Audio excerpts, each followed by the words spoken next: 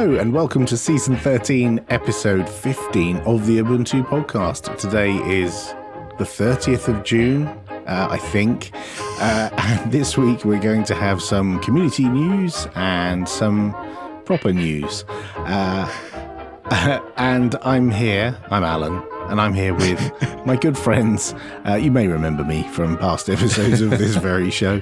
I'm here with my very good friends, Mark. Hello, Mark. Hello, very good friend. Welcome back. And Martin, how are you? Hello, mate. I'm well. Good. What have you been up to, Mark?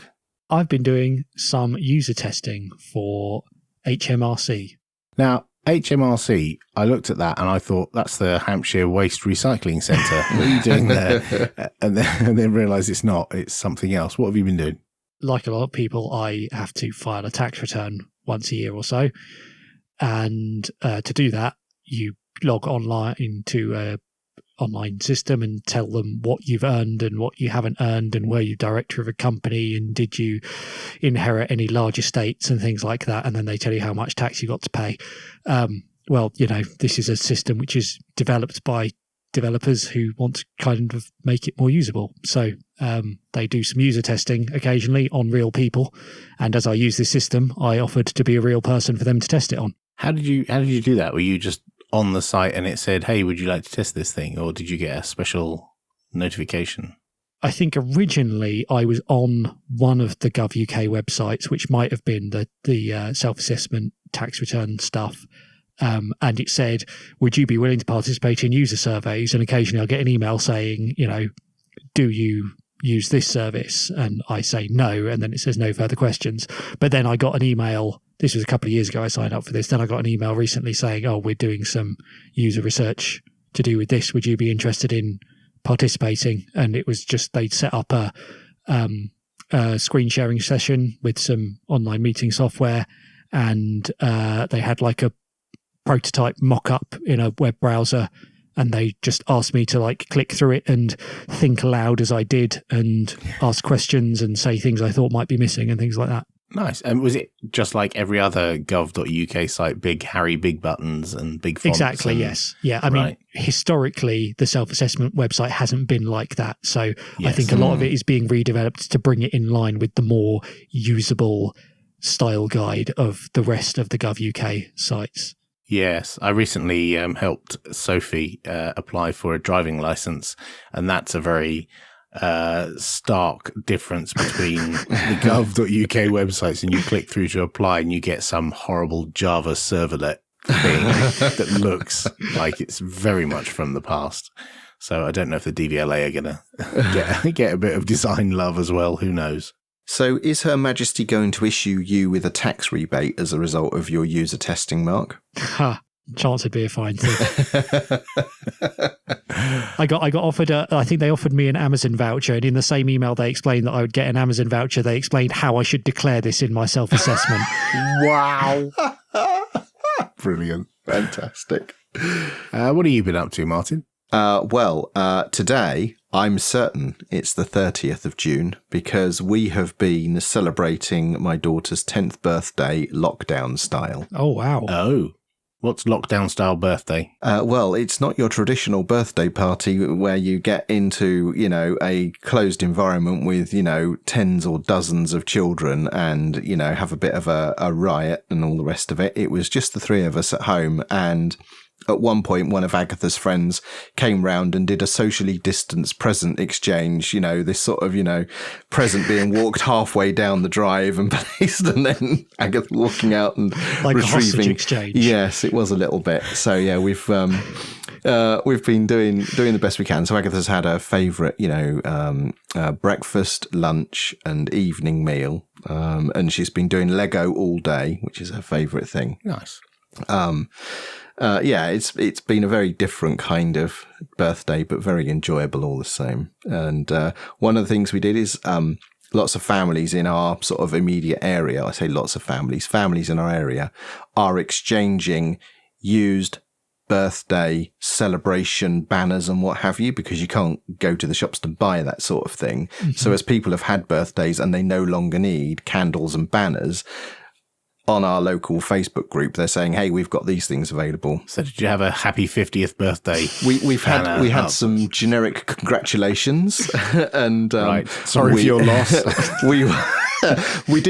Agatha did get a Valentine's card today. Brilliant. It's reduce, reuse, recycle. It's brilliant. I love it. Yeah. Awesome. All right. Well, let's crack on with it and get on with the show.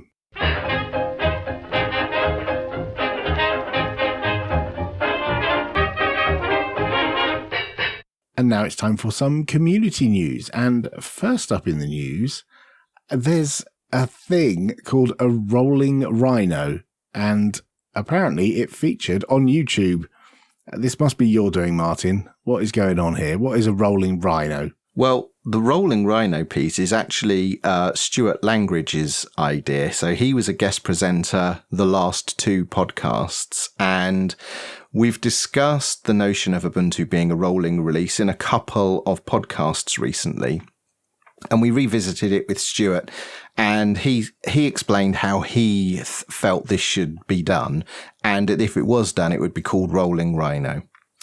And then Sergio, our friend and colleague, reminded us via Twitter that there is the Devel series in Ubuntu. And the penny dropped as, well, there's a way to create a rolling style Ubuntu experience by taking advantage of the Devel series. So taking inspiration from Stuart's idea and being prompted by Sergio, I've made a simple script that if you take a daily image of Ubuntu for a desktop or one of the official desktop flavors, you can run this thing and you can opt in to the Devel series. And from that point forward, you just roll with every development update that hits the archive. Right. So you end up having effectively the same install as, what is it now? Groovy Gorilla. And then you move automatically onto whatever the HH will be. Yeah. Right. Yeah.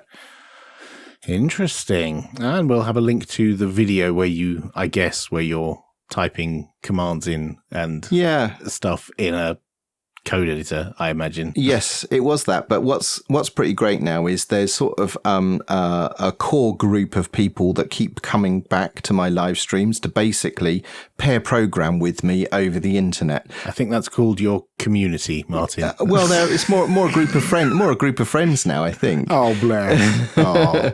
But they're very good at spotting my typos and mistakes. So they're sort of, it's like virtual pair programming. It's quite nice to get an immediate feedback loop on what's working and what's not. I remember when I watched one of your videos and I said you'd made a mistake on Telegram, you completely ignored me for about half an hour until enough people had complained in the chat. And then you were like, oh, have I? Well, the problem is that it's really difficult to write stuff, code stuff and keep an eye on the chat. And also, I turn off all of the other messaging clients when I'm doing this so as the notifications don't go off. So I didn't see your stuff. I believe you. Okay, what's next? Well, apparently, snaps have a split personality. Some bloke wrote on the Ubuntu blog. Yeah, I wrote a blog post. This is all a bit weird and nepotism, isn't it, or something? But I hadn't written a blog post for ages, and our colleague Igor had been writing loads of them, and he said, it's your turn. And he gave me some suggestions, so I wrote one. And this is just a blog post that talks about how you can have a snap, which is both a desktop application, but can also be an appliance like on a Raspberry Pi, and how on the desktop you want to launch it manually, but on an appliance you want it to launch automatically on boot and be full screen. And those are 2 very different things. So this is if you're doing an appliance image for something which might be like a kiosk device. Yeah, could be. In this case, I used ScumVM as my example. Right. So you could have ScumVM installed on the desktop and you would click the icon in order to run ScumVM. But if you're running it as an appliance, like a Raspberry Pi plugged into your TV, as soon as you turn it on, you want ScumVM to appear. You don't want to have to click an icon or anything. And so you want to be able to detect where it's running and start differently. And so that's all the blog post is about. Neat. We're probably going to use that for some other things as well. I think emulators and game stuff is Steam Link.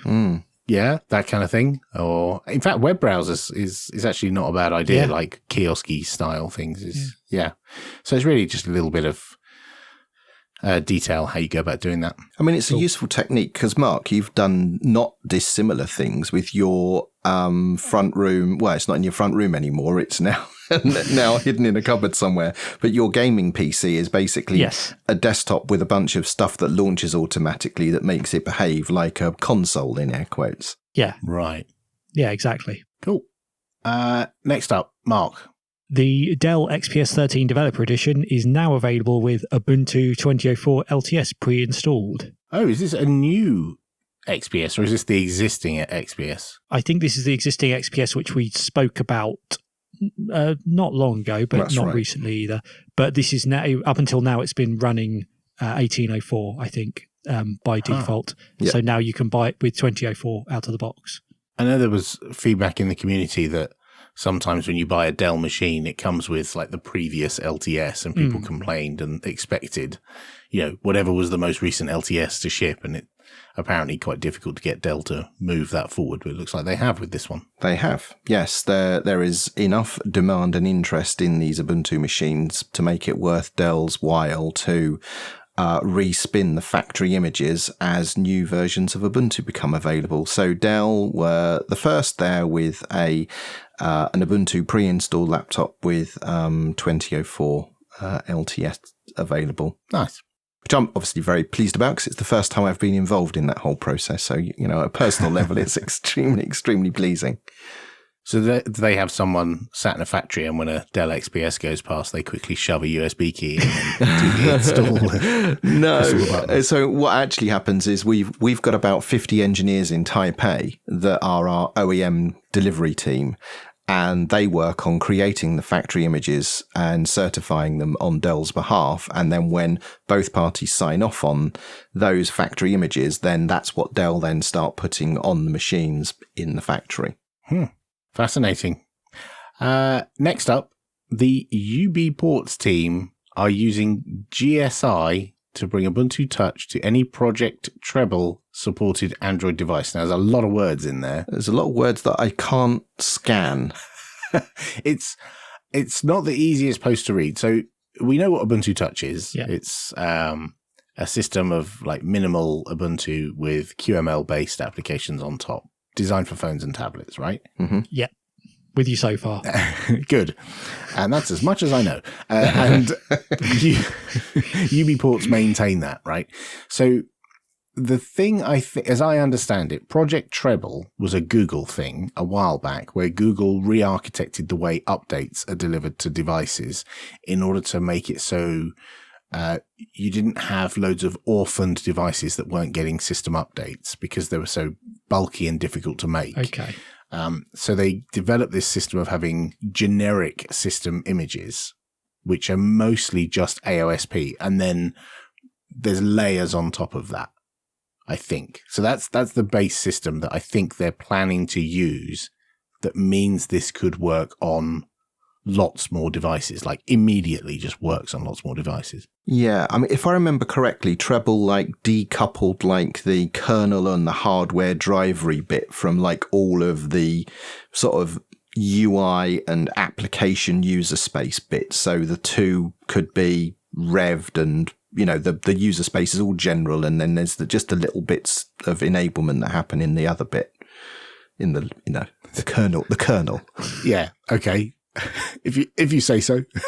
So does this mean then that any device which runs basically a modern version of Android, which is architected like this, will now also run Ubuntu Touch? Is it that simple? I think it's potentially.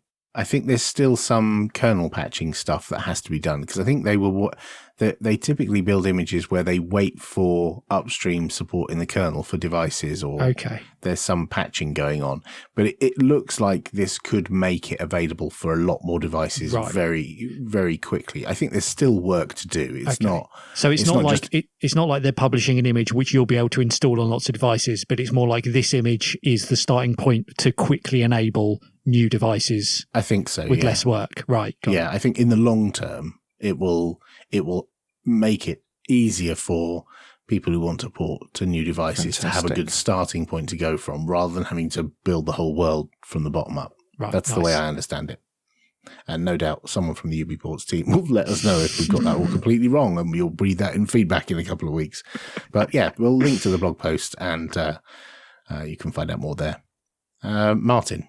So Didier Roche has published his final blog in a series of deep dives into ZFS on Ubuntu 20.04.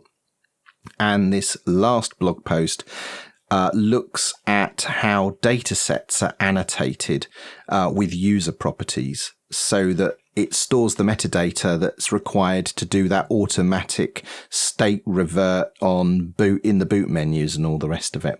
Now, this is a lengthy blog post, and I think it's blog post 4 or 5 in a series that he's written.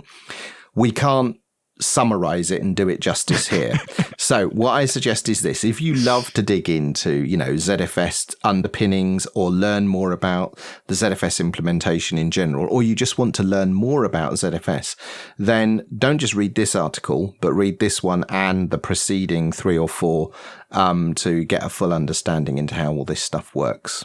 So the one that you're mentioning, it's a rather convenient. His blog engine that he uses tells you how many words it is and how long it takes you to read it. And it suggests it's 2,500 words, 12-minute read. And all of them are between 10 and 15-minute reads. So yeah, set aside an hour and then you can read all of those and know everything that Didier knows about ZFS on Ubuntu. And that's the end of the community news.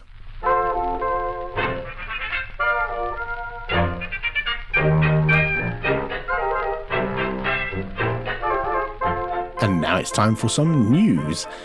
First up, Martin, you've seen something which I'm probably not going to like, am I? What do you mean? This is wonderful news. So the news that I have just seen is that the VIC-20, which is a full-sized reimagined version of Commodore's Wonder Computer from the 1980s, has been announced. And I'm very excited about this. Really? Yeah, for 2 reasons. My very first computer was the VIC-20. Now, as much as I have some nostalgia and love for the VIC-20, my first computer, it was a bit rubbish. Well, yeah, I mean, the elephant in the room is the VIC-20 was a bit awful. Yeah. And it didn't have a tremendous game selection, and the hardware specs weren't super. Correct. It had a lovely keyboard, apparently. It did. But other than that, it wasn't spectacular, but it was really the forerunner to the Commodore 64. Like anyone who moved on from the VIC-20 to the Commodore 64 probably stuck with Commodore forever once you get there. And I did make that transition from VIC-20 to Commodore 64. Now, whilst the VIC-20 was somewhat limited, it did have some decent games, even despite the limitations of the VIC-20. But the thing about the VIC-20, which I really like, is it's got 3 modes. One is VIC-20 Basic, okay. One is Commodore 64 Basic, okay. Or it's got a games carousel. But in the games carousel, it has a selection of 25 VIC-20 games and over 30 Commodore 64 games. So the VIC-20 is a VIC-20 and a Commodore 64 in a full-size case with the original keyboard. And that's why I like this one, because you get the 2 computers for the price of 1. Really, it's the Commodore 64, and they've added VIC-20 capabilities to the Commodore 64. You have spotted what they've done there. They've obviously had to go and license a bunch of games and what have you, though. Now, as somebody who built a new old Commodore 64 earlier this year, and I've got an Ultimate 64 FPGA board that I'm going to build in a few weeks. I'm all about these building these old computers, and what I like about this is it's got the proper keyboard. This is going to make a nice addition to my little collection of Commodore computers that I'm building up. Right, and it comes out in October at about £100 or thereabouts. Thereabouts, yeah. Interesting. Next up in the news, in more modern computer news, Apple have announced that Macs will be moving away from Intel-based silicon to Apple Silicon, as they're calling it, which, it's the worst kept secret in technology. Everyone knew this was coming. Yeah. And everyone wondered when it was going to happen. Right. I watched some of the keynote, which was pre-recorded, obviously, for these times. It was very professionally done. It was a really, well done, very slick presentation. And I find it interesting that the way that they've clearly been working on this for a long time, because they've done a tremendous amount of engineering to make the transition from x86 processor architecture programs to get to ARM. Mm-hmm. Because what you don't want to do is switch architecture and then have no applications because nobody's built the applications for those architectures. And so they've got a whole bunch of transition tools that they've built that will take people from one architecture to the other. And they said they reckon the whole transition should take about 2 years. Haven't they had a go at this before? Because Twice. Yeah, they went from Motorola 68000 to PowerPC. Oh, yeah, and then they went of course. from PowerPC to x86. Right. And so this will be the third time. So they've had a couple of goes at this. Right. When they went from PowerPC to Intel, is that when they introduced Rosetta, which haven't they dusted off and reused again as part of the tooling for this transition? Yes. So one of the transition tools last time was Rosetta, which allowed it to do dynamic recompilation of code from one architecture to the other. And that's similar to what's happening with Rosetta 2. But they've got two options. If you do a signed binary in the Apple Store, at installation time of your application, it will dynamically translate the binaries from x86 to ARM. Okay. But if it's not a signed binary from the store and it's just a random Apple binary, x86 binary you've downloaded off the internet, then it gets translated from x86 to ARM on first launch. Right. So either way, you get that dynamic translation, a one-time, either at installation or runtime. But they also allow developers to create basically fat binaries. They call them universal too, right, which is basically a binary that contains the executable code for both architectures. And some of their partners have been working on this with them, Microsoft and Adobe, for some of the prominent applications. And I think towards the end of the video, they talked about all these demos you've seen in this video were on Apple Silicon. Yeah, we can do it. And here's the demos to prove it. It makes me wonder how this will affect sort of the broader market for ARM-based laptops, and if there will be an effect for adoption of Linux on ARM. I mean, obviously we've got the Raspberry Pi, but there's also the Pinebook Pro coming along, and it'll be interesting to see if some of the support we're getting from app vendors on Ubuntu in particular, whether any of that starts to bleed across to ARM-based systems as well. Yeah, I think that's going to be inevitable. I think we're seeing increasing use of ARM everywhere, obviously in mobile devices. The whole Ubuntu archive, 99.9% of the Ubuntu archive is available on ARM architectures and Intel architectures. So that's why it's trivial to move things to something like the Raspberry Pi. But something that's a little known feature of the 2004 release is that this wasn't a release architecture, but in the CD image archive, you will find an ARM64 image of Ubuntu desktop, which is specifically tailored to a class of devices that were called Snapdragon on Windows, which was kind of like a Qualcomm initiative to create something like an Ultrabook that ran Windows, and we've adapted all of that enablement so you can run Ubuntu on those devices if you have one. I think it's not as easy as Mark suggests, though, because first of all, Apple, top to bottom, do the entire stack. Yeah. And this is their chip. This is not some rando Qualcomm or Broadcom ARM CPU or a Mali GPU. It's Apple designed silicon, which probably licenses something like PowerVR GPU technology. And so you won't see that outside the Apple world.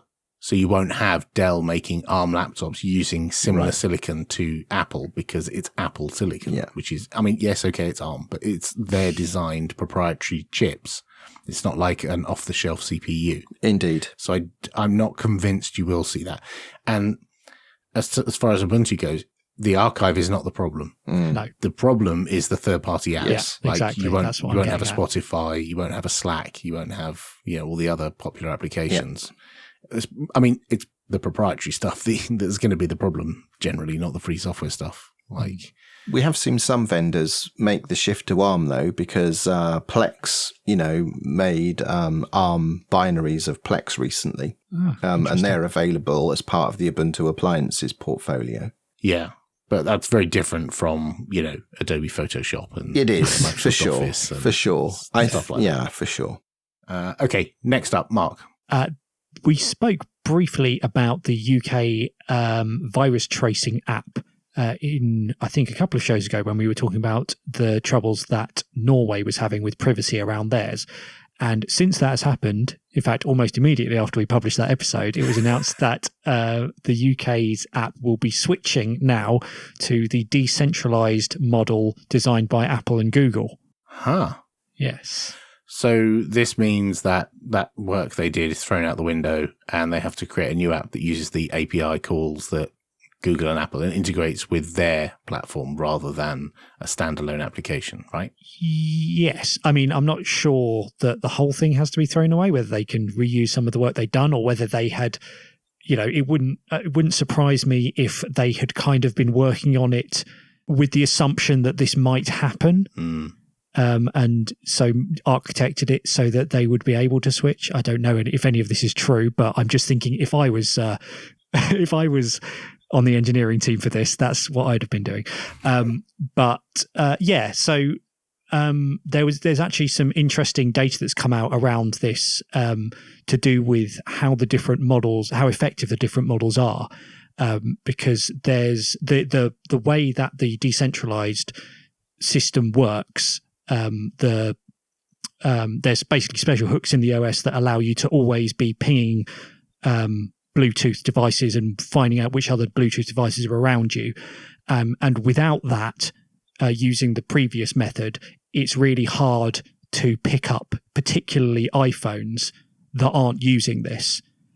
So there's some stats in the news story that something like 95% of iPhones weren't being picked up, and something like 25% of Android phones weren't being picked up using the code written for the centralized system, whereas using the decentralized system, something like 99% of all phones are picked up, although they can't tell as well how far away they are, which might kind of make this not very useful in the long run. And when's the new app going to be launched? Well, they've said that an app will be available in autumn, but they've also said that the contacts tracing parts of it will not be launched until they're fit for purpose, which I suppose, if the distance calculations are no good, might be never. Because if you can't tell if somebody's 3 meters or 9 meters away from you, then it's not very good for telling you whether you might have caught something off them or not. Yeah, absolutely. Wow. Yeah. Do you know if the new one will be open source like the other one was? Will it still be on GitHub where the other one is? I don't know yet. There haven't been any updates to the beta that's on GitHub, but I have seen Terence Eden on Twitter, who's involved in this, asking about what open source licenses people think should be used for this sort of thing. So watch this space on that, I think. Yeah, interesting. Finally, Martin. So Mozilla have partnered with Comcast to enable DNS-over-HTTPS. I nearly fell off my chair when I read this earlier. This feels like an unusual, those three things together, Mozilla, Comcast and DNS-over-HTTPS. Obviously, Mozilla and DOE is fine, but the Comcast bit in the middle just didn't compute for me. It didn't feel Strange like the sort of... Yeah, indeed. Yes. This must be good news? Is it? Does it not mean that Comcast now have visibility of a lot of data they didn't see before because it was over HTTPS, or is that not how it works? Well, so, I mean, before, Comcast customers by default would have been using Comcast's DNS servers. Right. And if you wanted to use DNS over HTTPS, you could have told Firefox to use one of the trusted providers which they have, which up until now has been Cloudflare or NextDNS, and all of your DNS traffic would go encrypted to them, and then they'd be able to see it if they wanted to. So now, instead, you can send it encrypted to Comcast, which presumably you could just do over previous methods of encrypting DNS, and then Comcast can still see your DNS traffic. So if your major concern was you didn't want your ISP to see what DNS requests you're making, I don't see what problem this solves. I might not understand some of the nuances involved here over sort of, I suppose what it does do is it ensures that the responses you're getting back haven't been tampered with and did genuinely come from Comcast, and someone isn't man-in-the-middling your DNS requests. Right. Okay, yes. I also see it as another endorsement that DNS over HTTPS is fine, normal, and mainstream, and not something nefarious that, people should get their, pants in a knot about. It's all fine. It's a normal bit of internet technology. It's weird. I just don't have the capacity to care about this. I really don't. It's just, yeah, all right, whatever. Brilliant. And that's the end of the news.